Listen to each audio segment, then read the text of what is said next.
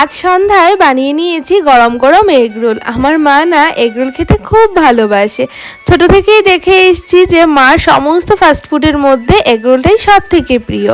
তো মার জন্য কিন্তু অনেক আগে থেকেই এগরোল বানাই। তবে প্রথম যখন এগরোল বানানো শুরু করেছিলাম তখন কিন্তু এগরোলটা যেন মনে হতো ওই ডিম রুটি আর তার সাথে শসা পেঁয়াজ দিয়ে খাচ্ছি।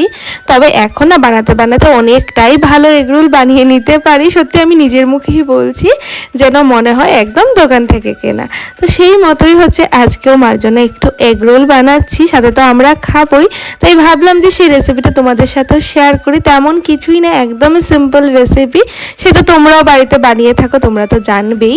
তো তার মধ্যে যেটা মেইন হচ্ছে সেটা হচ্ছে ময়দাটাকে ভালো করে মেখে প্রায় 1 ঘন্টা মতো মেখে রেখে দিতে হবে। তাহলে কিন্তু খুব ভালো হয় রুটিটা, আর রুটিটা যতটা ভালো হবে এগরোলটাও কিন্তু ততটাই ভালো হবে। তারপরে একদম পাতলা করে বেলে এটাকে কিন্তু একদম সাদা তেলের মধ্যে ভালো করে এটাকে ভেজে নিতে হবে। তার সাথে তো ডিম দিয়েই দিলাম, সেটা তোমাদের ইচ্ছে, একটাও দিতে পারো দুটোও দিতে পারো, আমি কিন্তু একটাই দিয়েছি। তারপর তার মধ্যে কিন্তু টমেটো সসটা দিয়ে দিলাম একটু হচ্ছে ওই গ্রিন চিলি সস, আর তার মধ্যে দিয়ে দিলাম পেঁয়াজ কুচি, শসা কুচি, একটু লঙ্কা কুচি, সেটা তোমাদের ঝাল অনুযায়ী দিতে পারো, আমি তো অনেকটাই দিয়েছি।